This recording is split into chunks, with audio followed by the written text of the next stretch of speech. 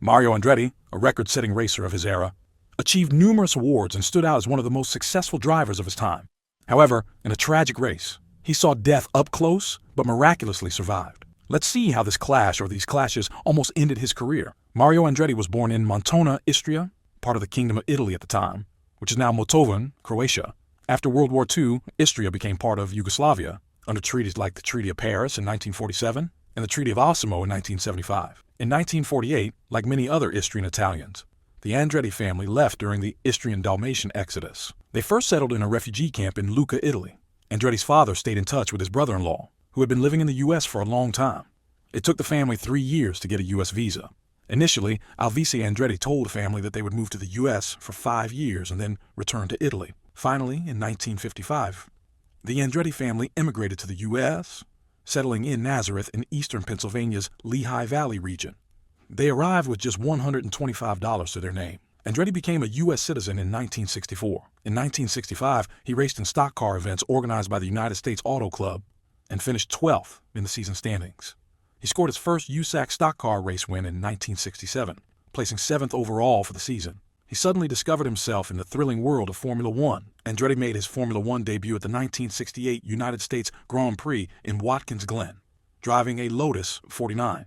Over the next 4 years, he raced sporadically in Formula One for teams like Lotus, March, and Ferrari, while also focusing on his racing career in the United States. His big breakthrough came at the 1971 South African Grand Prix, where he debuted for Ferrari and clinched his first Grand Prix victory. In 1975, Andretti had his first full Formula One season with a new American Parnelli team.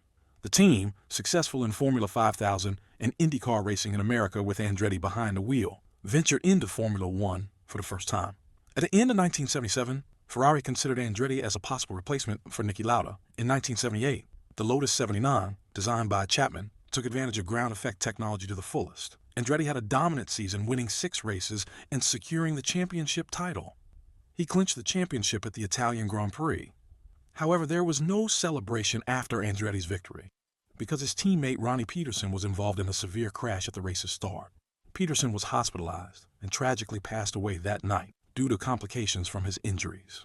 He was rising quickly, but his success didn't last long. After his successful 1978 season in Formula One, Andretti struggled to find victory. The following year was tough, with the new Lotus 80 not performing well, forcing the team to rely on the older Lotus 79. By 1980, despite pairing with young talents like Elio De Angelis and briefly with Nigel Mansell as a test driver, the team continued to face challenges. In 1981, Andretti made a move to the Alfa Romeo team under Carlo Chiti. While the car showed promise, Andretti even finished 4th in his debut at Long Beach. Reliability issues plagued their season, leading to another disappointing campaign. Like many drivers of his time, Andretti wasn't fond of the ground effect cars that dominated Formula One during this era. The following year, Andretti made a brief return to Formula One. He raced once for the Williams team when Carlos Reutemann suddenly quit. Later in the season, he stepped in for the injured Didier Pironi at Ferrari for the last 2 races. Unfortunately, suspension issues forced him out of the final race.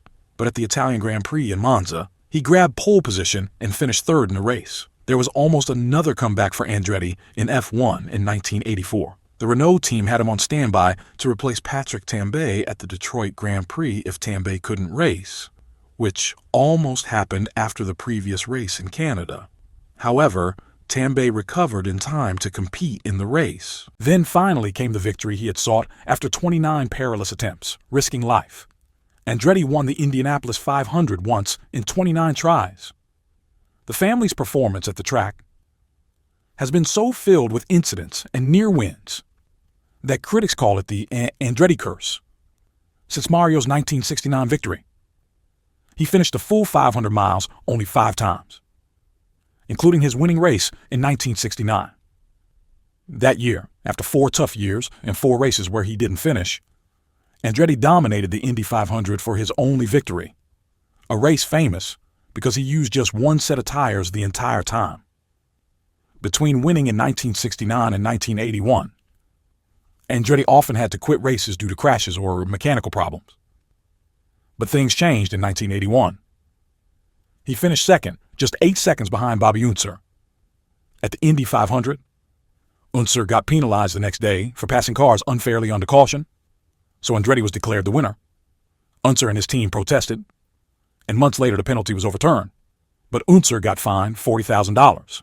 In 1982, at the start of the Indy 500, there was a big crash involving Kevin Kogan and A.J. Foyt. Kogan's car spun out, and Mario slammed into him. Mario was really upset and even had a scuffle with Kogan. Mario's teammate that year, Gordon Johncock, went on to win the race.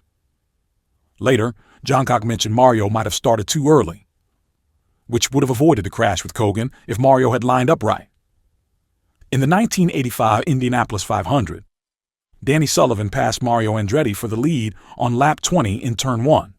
Right after making the pass, Sullivan spun in front of Andretti, bringing out a caution flag.